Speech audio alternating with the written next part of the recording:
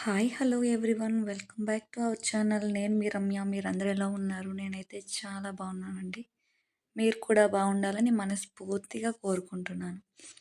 అయితే లేట్ చేయకుండా వీడియోలోకి అయితే వెళ్ళిపోదాం. అయితే మేము వెంకటేశ్వర స్వామి వారి వార్షికోత్సవానికి అయితే వెళ్ళామండి. అక్కడ స్వామివారి వార్షికోత్సవం ఎలా చేశారో ఏం చేశారో అన్నది ఈ వీడియోలో తెలుసుకుందాం. ఈ వీడియోనైతే ఎవరు స్కిప్ చేయకుండా లాస్ట్ వరకు చూడండి ఫ్రెండ్స్. వెంకటేశ్వర స్వామి వారి వార్షికోత్సవం ప్రతి సంవత్సరం ఎంతో వైభవంగా జరుపుకునే పవిత్రమైన ఉత్సవం. ఈ ఉత్సవం సందర్భంగా ఆలయం మొత్తం ఆధ్యాత్మిక వాతావరణంతో నిండిపోతుంది. భక్తులు వేల సంఖ్యలో ఆలయానికి చేరుకుని స్వామివారి దర్శనం చేసుకొని తమ కోర్కెలను ప్రార్థిస్తారు. వార్షికోత్సవం రోజున ఆలయంలో జరిగే కార్యక్రమాలు భక్తులకు అపూర్వమైన అనుభూతి కలిగిస్తాయి.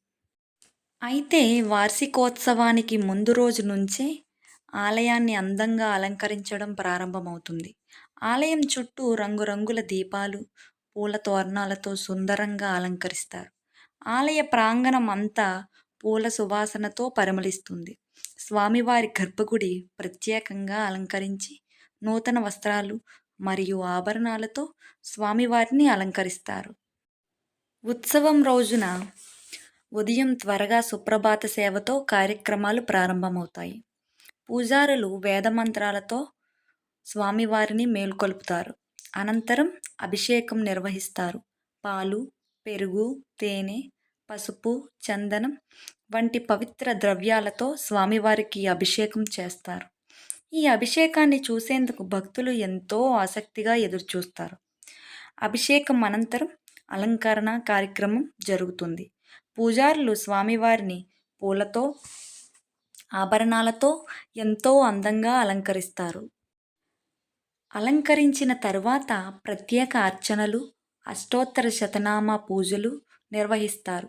ఈ సమయంలో వేద పండితులు వేద మంత్రాలను ఘోషిస్తూ పూజలు మరింత పవిత్రంగా చేస్తారు.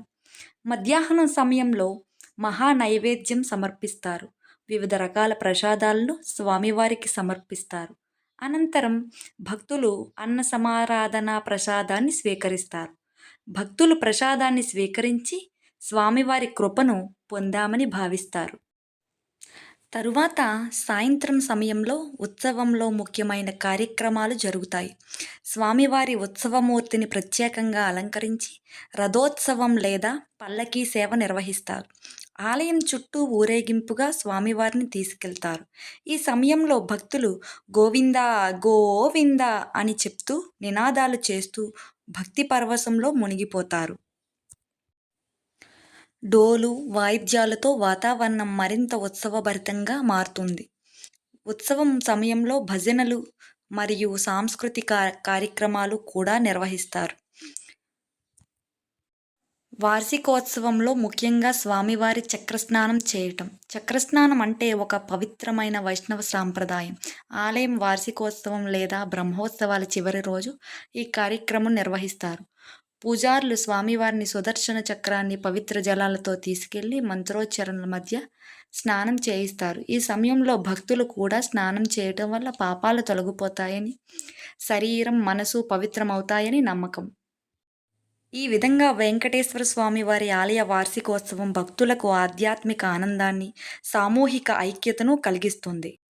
వెంకటేశ్వర స్వామి వారి కృపతో ఈ వార్షికోత్సవం ప్రతి సంవత్సరం విజయవంతంగా జరుగుతూ భక్తుల హృదయాల్లో భక్తిభావాన్ని మరింత బలపరుస్తుంది. గోవిందా గోవిందా. ఈ వీడియో కనుక మీకు నచ్చినట్టయితే లైక్ చేయండి, షేర్ చేయండి, సబ్స్క్రైబ్ చేయండి. ఈ వీడియో ఎక్కడా స్కిప్ చేయకుండా లాస్ట్ వరకు చూడండి. ఇలాంటి వీడియోస్ మరిన్ని మీ ముందుకు తీసుకుని వస్తాను. Thank you to all.